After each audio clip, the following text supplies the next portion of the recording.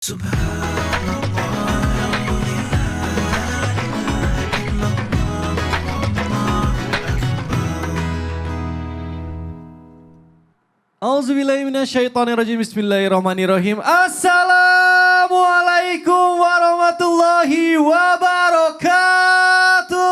Waalaikumsalam warahmatullahi wabarakatuh. Jamaah. Iya.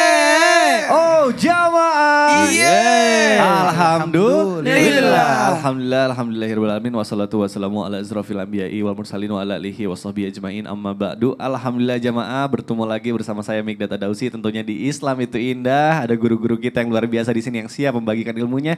Kita sapa dulu, ada Ustadz Maulana. Apa kabar Ustadz? Alhamdulillah, semangat. Semangat banget nih. Apalagi Ramadan makin dekat. Aduh, 10 hari lagi ya? Ya Allah.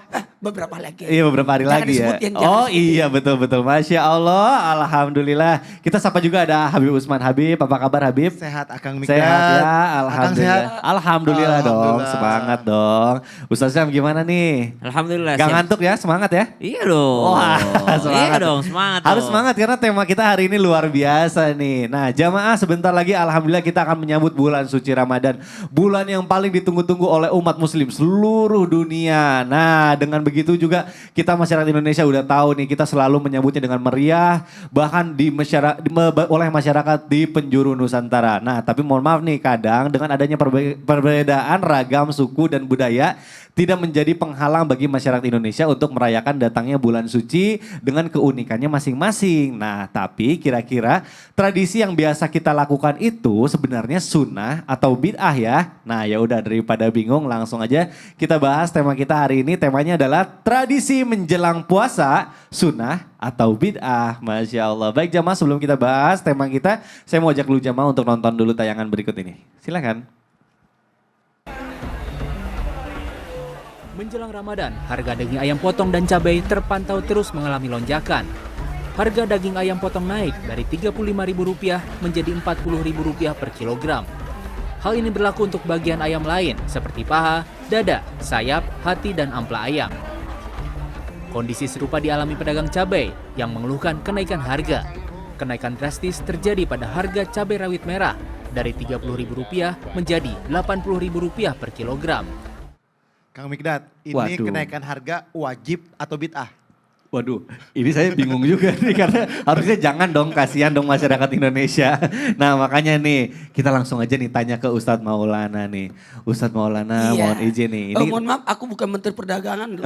enggak, kita mungkin itu dikit aja tuh kalau misalnya menjelang Ramadan mungkin karena kan demand-nya naik, supply-nya juga mungkin terbatas jadinya makanya harganya betul. naik ya Karena gitu. naiknya permintaan membuat harga-harga biasanya langsung menonjak tinggi harganya. Tapi yang pengen saya tanyain ini masalah ziarah nih. Mohon maaf nih kalau misalnya tradisi ziarah ini sebelum menjelang menyambut bagus, Ramadan. bagus. Nah ini sebenarnya Iya. sunnah atau bid'ah? Mohon penjelasannya Oke. Ustaz Maulana, silakan guru. Masya Allah, tabarakallah.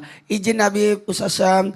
Bismillahirrahmanirrahim. Assalamualaikum warahmatullahi wabarakatuh. Waalaikumsalam warahmatullahi wabarakatuh. Jamaah. Yeay. Oh jamaah. Yeay. Alhamdulillah. Alhamdulillahirrabbilalamin. Allahumma salli ala sayyidina Muhammad wa ala sayyidina Muhammad. Berbicara tradisi. Sekali lagi. Tradisi ziarah kubur sebelum Ramadan. Ini pertanda satu bentuk apa? Bentuk bakti anak kepada orang tua. Jikalau sosok anak datang ziarahi kubur orang tuanya. Begitu pula sebaliknya. Bentuk cinta dari orang tua mendatangi anaknya yang sudah berpulang ke rahmatullah. Karena ketahuilah salah satu bentuk kesenangan para penghuni kubur. Jikalau diziarahi oleh orang-orang yang dicintainya. Ataupun yang mencintainya. Maka satu bentuk bakti, cinta, kesenangan dari para penghuni kubur sebenarnya. Nah bagaimana nih kaitannya dengan mohon izin ada tradisi ziarah kubur menjelang bulan suci Ramadan.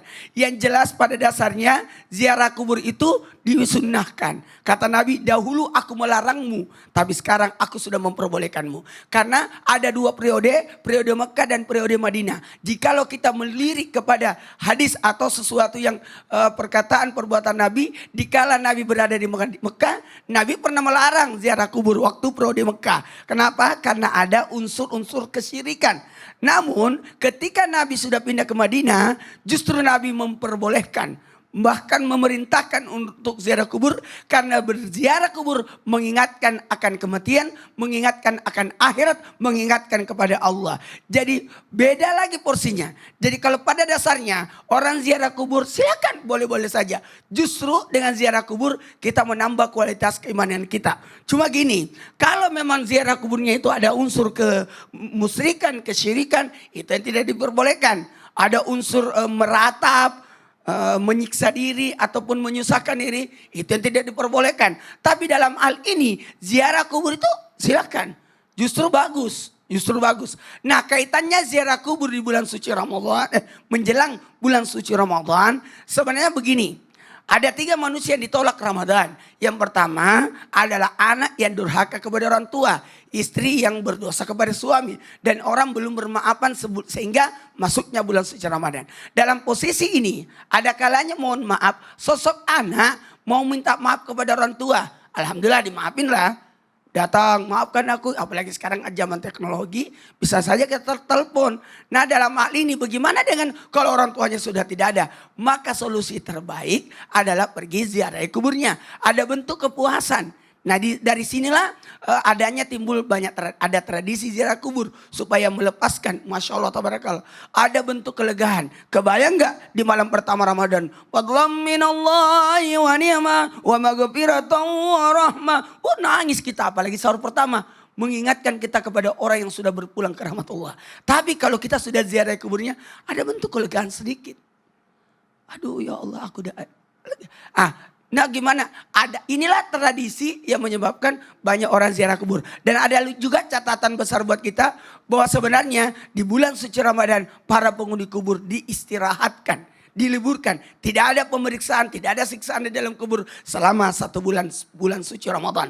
Maka sebelum mereka liburan kita datang dulu. Mbak Allah, insya Allah juga ya tadi ya Ustadz bilang menambah keimanan kita. Menambah ya. keimanan, mengingat akan kematian, mengingat akan akhirat. Berarti ziarah kubur bagus. Bagus ya. Lega juga sih kita kalau datang ziarah kubur. Betul. Alhamdulillah. Nah berarti diperbolehkan ya Ustadz ya, sudah jelas ya. Alhamdulillah.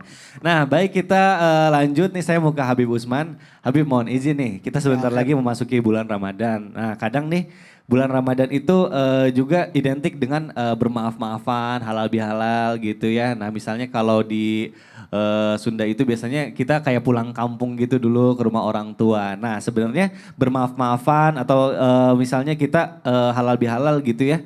Itu sebenarnya sunnah atau bid'ah? Namun penjelasannya Habib gimana? Ya akhir, Ya. menarik. Afwan Kang Ya, Mikdad, silakan. Ustadz Maulana, Ustadz Syam. Bismillahirrahmanirrahim. Assalamualaikum warahmatullahi wabarakatuh. Waalaikumsalam warahmatullahi wabarakatuh. Alhamdulillahil wahidil ahad. Alladzi lam yalid wa lam yulad wa lam yakul lahu kufuwan ahad. Laisa kamitsli syai'un wa huwas samiul basir. Summa fasalli wa sallim wa barik ala sayyidina wa habibina wa syafi'ina wa maulana Muhammadin sallallahu alaihi wasallam wa sahbihi wa azwajih wa dhurriyyatih wa ahli baitihi wa ansarihi wa sarim ba'du. Segala puji bagi Allah Subhanahu wa taala yang alhamdulillah pada pagi hari ini kita dapat menyaksikan Islam itu indah. Insyaallah kita mendapatkan ilmu yang bermanfaat dari guru-guru kita, bisa diamalkan untuk diri kita, suami kita, istri kita, anak-anak kita, dan insyaallah penuh dengan keberkahan dan keridhaan Allah Subhanahu wa taala. Amin. Amin amin ya Allah ya Rabbal alamin. Ketika menjelang puasa, apakah ada anjuran untuk bermaaf-maafan? Islam sangat mengajarkan untuk kita meminta maaf. Apalagi kalau kita memiliki kesalahan. Adapun meminta maaf kepada semua orang tanpa sebab, ini tidak diajarkan oleh baginda Nabi Muhammad SAW. Sesungguhnya Allah Subhanahu wa taala telah memaafkan umatnya yang berbuat salah karena tidak sengaja. Umatnya siapa? Umatnya Rasulullah SAW karena lupa, tidak sengaja, atau karena dipaksa, maka itu dimaafkan.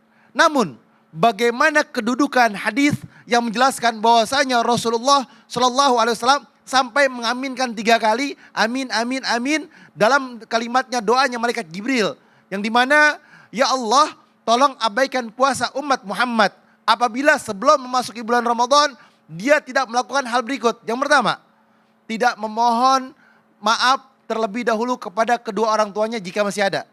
Yang kedua, tidak bermaafan terlebih dahulu antara suami dengan istrinya. Yang ketiga, tidak bermaafan terlebih dahulu dengan orang-orang sekitarnya.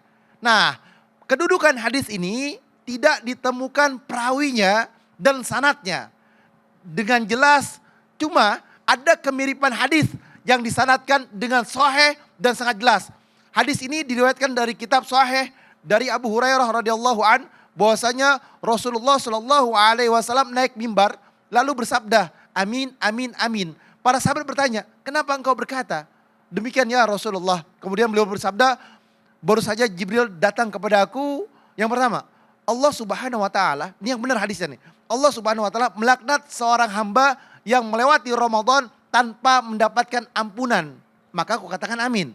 Yang kedua, kemudian Jibril berkata lagi, Allah melaknat seorang hamba yang mengetahui kedua orang tuanya masih hidup, namun tidak membuatnya untuk masuk ke dalam surga ya Allah Subhanahu Wa Taala, yakni berbakti terhadap kedua orang tuanya. Maka aku berkata amin, kata Rasulullah Shallallahu Alaihi Wasallam. Kemudian Jibril berkata lagi, Allah melaknat seorang hamba yang tidak berselawat ketika disebut namamu. Maka aku katakan amin. Di sini dijelaskan bahwasanya kita pelajari hadis dengan benar dan baik. Kalau kita paham, maka kita akan mengerti tentang hukumnya Allah Subhanahu Wa Taala dengan sebenar-benarnya. Oleh karena itu, kalau ditanya bagus gak bermaaf-maafan? Bagus, ya kan? Walaupun kita fadhil amal, kita mengerjakan itu mencari keberkahan dan ridhonya Allah. Apalagi dia gembira, senang masuknya bulan Ramadan, dia maafin dulu, minta maaf kepada orang tuanya, mungkin banyak salah terhadap orang tuanya, gak jadi masalah. Tapi kita harus menjelaskan bahwasanya ada hadis yang benar, yang sahih kedudukannya, ada hadis yang dhaif dan lemah, bahkan tidak ada sanadnya. Itu harus kita pahamin. Karena kalau yang semuanya bersumber kepada Rasulullah ya benar. Kalau hadis jelasnya semuanya kuat. Tapi kalau nggak bersumber dari Rasulullah, maka bisa dikatakan kalau dia menyebar-nyebarkan dan nggak benar, man kadzaba 'alaiha muta'ammidan falyattabu' maq'adahu minan nar. Siapa orang yang berdusta atas nama Rasulullah, tempatnya bilizamin minan nar. Itu bahaya. Baik. Jadi pentingnya kita mengkaji hadis ya, kita cari lagi ilmunya. Betul. Tapi intinya dalam menyambut Ramadan itu yang paling penting berarti kita membersihkan hati kita juga ya, supaya lebih Kalau fokus. punya salah boleh minta maaf kepada orang lain. Pasti kepikiran ya kalau misalnya, saya kayaknya belum minta maaf nih sama dia. Ya alangkah lebih baiknya minta maaf dulu supaya nanti fokus ibadahnya gitu ya Bib ya. Masya Allah. Baik, yuk kita lanjut. Sekarang saya mau ke Ustadz Syam nih. Ustadz mohon izin nih. Ketika bulan suci Ramadan itu wajar ya kalau misalnya kita itu fokus untuk beribadah. Tapi sebelumnya kita itu perlu persiapan untuk dilakukan menyambut bulan suci Ramadan. Termasuk mewujudkan rumah yang bersih dan rapi. Nah sebenarnya tradisi bersih-bersih rumah ini sebenarnya masuk ke dalam sunnah atau bid'ah nih? Mohon penjelasan ya Ustadz Syam. Menurut Mikdad. Ya kalau menurut saya, saya jadi gak berani ngomong soalnya ini harus hadisnya harus benar nih karena saya nggak tahu ilmunya makanya saya tanya sama Ustaz Syam. Silakan Guru. Secara akal manusia saja kita tidak usah bahas dengan dalil, akal manusia senang Harusnya bersih-bersih sih ya supaya Iya. kita juga bersih gitu melaksanakan ibadahnya. Baik. Betul. Abi Apa gimana? Utsman, Syekh Silakan, Maulana, Mas Mikdad serta guru-guru kami dimuliakan Allah Subhanahu wa taala.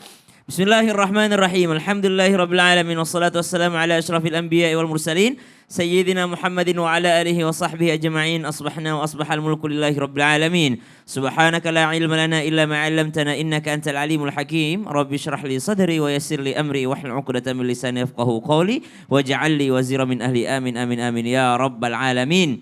Ba'da naqul a'udzu billahi minasy syaithanir rajim. إن الله يحب التوابين ويحب المتطهرين.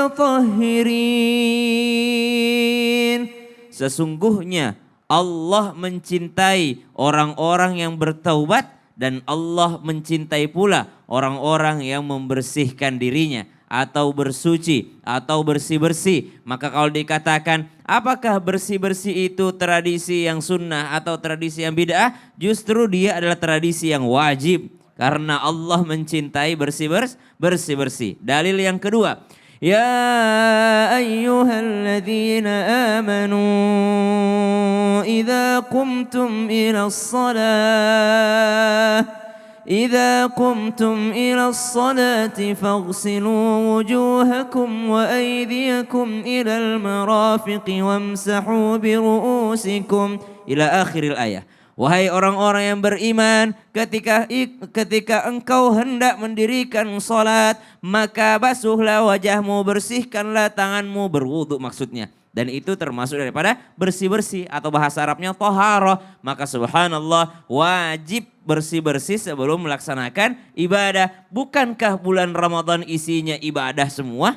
Betul. Bukankah bulan puasa mulai dari sebelum bangun tidur langsung sahur udah ibadah, tahajud udah ibadah, sholat subuh udah ibadah, duha ibadah, bahkan tidurnya orang yang puasa itu adalah ibadah. Jadi butuh untuk bersih-bersih terlebih dahulu. Dan bersih-bersih itu bukan hanya diri yang dibersihkan. Orang mau sholat apanya dibersihkan? Harus bersih. Diri harus bersih dari najis dan hadas. Pakaian harus bersih dari najis. Tempatnya pun harus bersih dari najis. Maka bersih-bersih lingkungan adalah subhanallah salah satu kewajiban dan salah satu sunnah yang sangat dianjurkan. Kemudian dalam hadis baginda Nabi SAW bersabda, "Tahhiru afniyatakum." Bersihkan pekarangan kalian. Jadi memang ada perintahnya daripada baginda Nabi SAW untuk membersihkan. Cuman di antara kita menjadikan kekhususan di bulan suci Ramadannya untuk bersih-bersih atau sebelum masuk bulan suci Ramadannya. Biar apa? Biar mungkin lebih tenang ibadah Ramadannya. Biar mungkin ekspresi kegembiraan. Gimana sih? Ramadan itu kan tamu ya.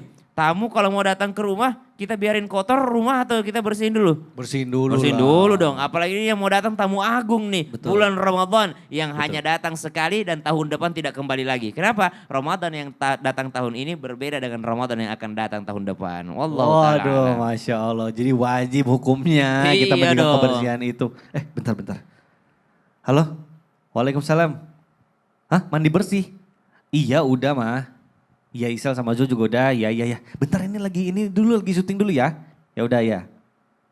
Siapa sih mandi bersih? Mama nyuruh mandi bersih. Siapa? Karena mau menyambut bulan suci Ramadan mama saya. Gue Ustaz. curiga nih. Kok curiga sih? Curiga nih kalau udah mandi bersih kayak gini. Ya Allah jangan curiga. Ustaz Syam jadi gini dari dulu mama aku tuh selalu nyuruh sebelum menjelang puasa itu aku disuruh mandi bersih dengan tujuan supaya kita itu bersih dan kembali ke suci gitu. Tapi ngomong-ngomong itu sunnah atau bid'ah ya? Aduh. Gak baik sih kayaknya itu. Waduh. Gak Iya. baik maksudnya? Mandi bersih yang ditanyakan Mikdad itu nggak baik kalau kita bahas sekarang. Ya Allah saya udah kaget. Jadi kapan dibahasnya? Nah, kepotong nanti dipotong-potong orang tausiahnya ntar Ya, jadi udah. malah. Bener ya abis ini dibahas ya. Masya Allah. Baik tetap di Islam Tina Jamaah. Alhamdulillah. Alhamdulillah. Subhanallah.